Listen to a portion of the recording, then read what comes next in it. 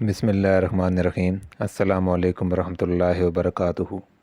درود صدقہ اللہم صلی علی محمد عبدک و رسولک و صلی علی المؤمنین والمؤمنات والمسلمین والمسلمات۔ اندازہ آج سے 9 سال قبل 2015 کی بات ہے۔ میرا ایک گھر میں جانا ہوا۔ وہ میرے جاننے والے ہیں۔ ہم لوگ جب ان کے گھر میں گئے تو دیکھا کہ غربت کی انتہا تھی۔ گھر کے اندر چارپائی پر ٹافیاں، بسکٹ اور بچوں کے کھانے کی چیزیں رکھی ہوئی تھیں۔ مغرب کے قریب کا وقت تھا۔ میری فیملی میرے ہمراہ تھی۔ میں انہیں عرصہ دراز سے جانتا ہوں۔ اس بچی کی ماں کو شوہر نے طلاق دے دی تھی اور ایک بیٹی تھی جس کو پال کر وہ خاتون بڑا کر رہی تھی۔ وہ بچی اب جوان ہو چکی تھی۔ ماں سارا دن لوگوں کے گھروں میں کام کرتی اور اس سے جو آمدن ہوتی اس آمدن سے بچی اور اپنا پیٹ پالتی تھی۔ انہوں نے گھر کے اندر ایک چھوٹی سی دکان بنائی ہوئی تھی۔ محلے کے بچے چیز لینے آتے تھے اور 150 انہیں جو بچت ہوتی تھی وہ مزید چیزیں لے آتے تھے۔ میں چاہ رہا تھا کہ وہاں سلام کرنے کے بعد زیادہ ٹھہرے نہیں، کیونکہ کہیں وہ تکلف میں نہ پڑ جائیں، لیکن خالہ نے کہا کہ چائے پی کر جانا، ایسے نہیں جانے دوں گی۔ اس وقت میں مسلسل درود شریف کا ورد کر رہا تھا اور ایک ایسی کیفیت تھی جس میں درد تھا، جس میں دعائیں تھیں، جس میں اللہ کریم سے التجائیں تھیں۔ میں مسلسل اللہ سے مانگ رہا تھا، الہی ایسی کوئی راہ دکھا کہ جس راہ کی طرف انہیں میں متوجہ کر سکوں، میں انہیں کوئی ایسا روحانی موتی دے سکوں کہ جس سے انہیں تو بھی مل جائے، ان کی آخرت بھی بہترین ہو جائے اور ان کی دنیا بھی شاندار اور باکمال ہو جائے۔ میں انہیں بچپن سے جانتا ہوں۔ غربت کے نظارے دیکھ دیکھ کر انہیں ان کی بہن بھائی سب چھوڑ گئے تھے۔ بہانے سے عرصہ دراز تک روٹھے رہتے تھے تاکہ کوئی امداد نہ کرنی پڑے۔ ہر کوئی ان سے دور بھاگ رہا تھا۔ میں ایسی التجائیہ کیفیت میں کھڑا تھا کہ میری فیملی نے مجھے مخاطب کیا اور کہا، آپ مخلوق خدا کو پڑھائیاں بتاتے ہیں، آج دیکھیں ان کی حالت کتنی تکلیف دہ ہے، یہ کتنی مشکل میں اپنا وقت گزار رہے ہیں۔ آپ انہیں ایسا کوئی ذکر بتائیں جس سے ان کی غربت ختم ہو جائے، ان کے مسائل ختم ہو جائیں۔ میں نے ان کی طرف دیکھا اور اسبات میں سر ہلایا۔ میں ان کی باتیں سن رہا تھا اور مسلسل درود شریف پڑھ رہا تھا۔ میری فیملی کو پتہ ہے کہ جب میں خاموش ہوتا ہوں تو کسی موضوع پر بہت ہی توجہ دے رہا ہوتا ہوں، متفکر ہوتا ہوں یا کسی گہری سوچ میں چل رہا ہوتا ہوں۔ انہوں نے چند فکرے کہے کہ ان کو کوئی پڑھائی وغیرہ بتا دیں، کوئی ذکر بتا دیں۔ اسی دوران میں نے سرگوشی کی آواز سنی۔ بیٹی ماں سے کہہ رہی تھی کہ چائے کی پتی تو گھر میں تھوڑی سی ہے، لیکن چینی اور دودھ نہیں ہے۔ تو ماں نے کہا، میں پڑوسن سے کہتی ہوں کہ تھوڑے سے پیسے دے دے، میں اس سے پیسے لے کر یہ چیزیں لے کر آتی ہوں۔ یعنی یہ حالت تھی کہ چینی لینے اور دودھ لینے کے لیے پیسے نہیں تھے۔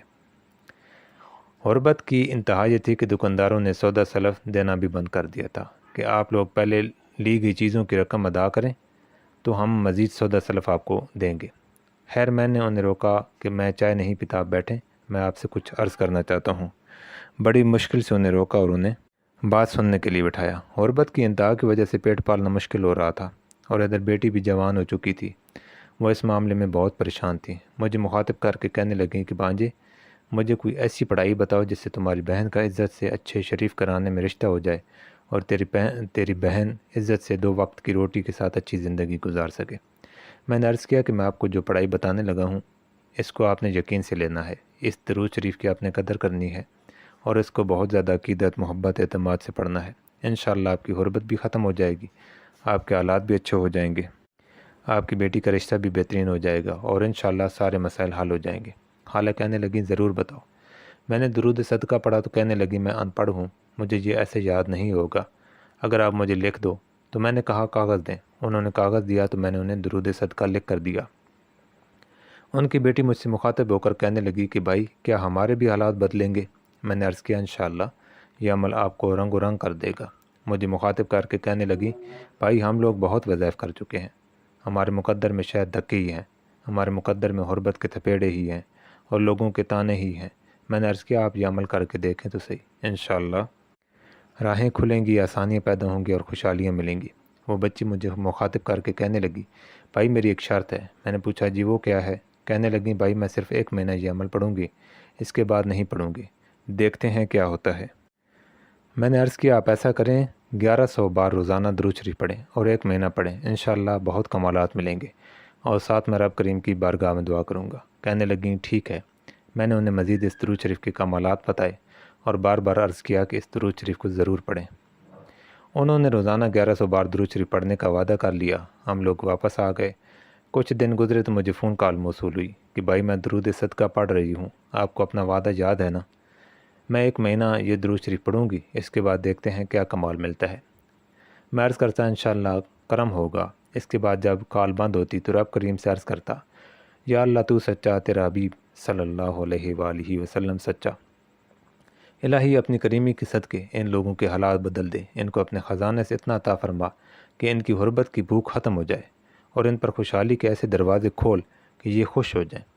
اس بچی کی اکثر کال آتی اور وہ ہر کال میں یہی کہتی بھائی میرا اتنا درود شریف ہو گیا ہے، میں درود شریف پڑھ رہی ہوں، آپ کو اپنا وعدہ یاد ہے نا؟ میں کہتا ہاں مجھے اپنا وعدہ یاد ہے، مجھے میرے رب پر پورا بھروسہ ہے، آپ کا پڑھا ہوا درود شریف انشاءاللہ آپ پر، آپ کی نسلوں پر خیروں، برکتوں، خوشحالیوں کے دروازے کھولنے کا ذریعہ بنے گا۔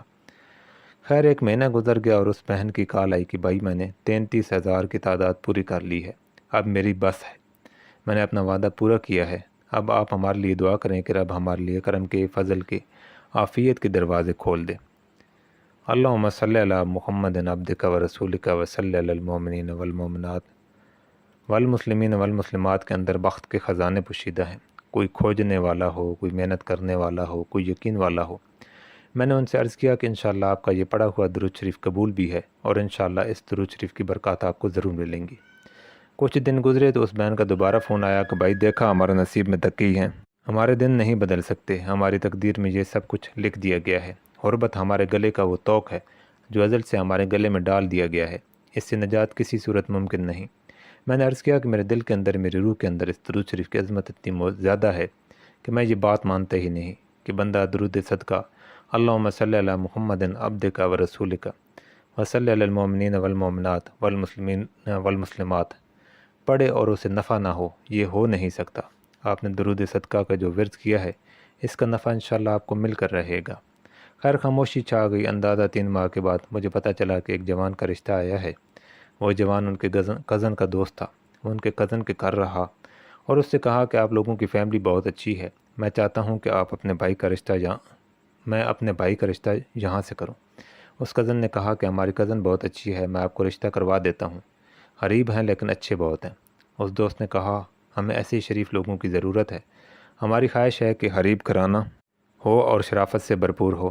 خیر وہ کزن اور دوست ان کے گھر گئے کہ ہم آپ کی بیٹی کا رشتہ اپنے بھائی کے لیے کرنا چاہتے ہیں۔ خالہ نے کہا کہ ہم تو آپ کو جانتے ہیں، آپ کے بھائی کے مزاج سے واقف نہیں، آپ نے اگر خود شادی کرنی ہے تو ہم آپ کو رشتہ دینے کے لیے تیار ہیں۔ اس جوان نے جب یہ سنا تو اپنی والدہ سے مشورہ کرنے کا کہہ کر چلا گیا۔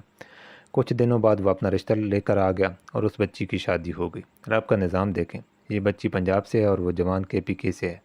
بظاہر کوئی اسباب نہیں تھے، کوئی ایسا نظام نظر نہیں آتا تھا، لیکن جب اللہ کا امر ہوتا ہے راستے بھی بن جاتے ہیں، اسباب بھی بن جاتے ہیں، اور رب عطا کر کے دکھاتا ہے۔ وہ لڑکا سعودی عرب میں اچھی تنخواہ پر جاب کرتا ہے، مزاج کا بہت اچھا، شریف اور خوبصورت ہے، خاندانی لوگ ہیں اور تمام لوگ بہت سلجھے ہوئے ہیں۔ اس لڑکی کی شادی ہوئی اور شادی کے بعد 1 سال کے بعد اللہ کریم نے ایک بیٹا دیا، اور اب الحمدللہ 3 سال کے بعد اس کی بیٹی بھی ہے۔ وہ اپنے گھر میں خوش ہے، اس کا بٹوا ہر وقت 5-5 ہزار کے نوٹوں سے بھرا رہتا ہے۔ گھر میں بھی ہر دراز میں پیسے پڑے ملتے ہیں، من پسند کپڑے، من پسند چیزیں لینے کی مکمل آزادی ہے۔ لاکھوں روپے میاں اس کے ہاتھوں پہ رکھتا اور پوچھتا تک نہیں کہ کہاں خرچ کیے۔ خوشحال مطمئن زندگی اس کی رواں دواں ہے۔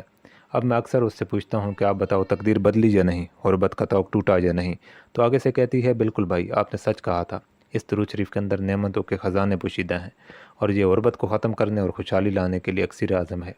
اس درود شریف نے میری زندگی کو روشن اور منور کر دیا ہے۔ تو درود صدقہ کے حوالے سے یہ ایک مشاہدہ تھا جو آپ کی خدمت میں پیش کیا گیا۔ روزانہ 313 بار درود صدقہ پڑھنے کا معمول بنائیں۔ اللہ تعالیٰ ہمیں یقین کے ساتھ، محبت کے ساتھ، عقیدت کے ساتھ درود صدقہ پڑھنے کی توفیق عطا فرمائے۔ آج کے لیے اتنا ہی۔ السلام علیکم ورحمۃ اللہ وبرکاتہ۔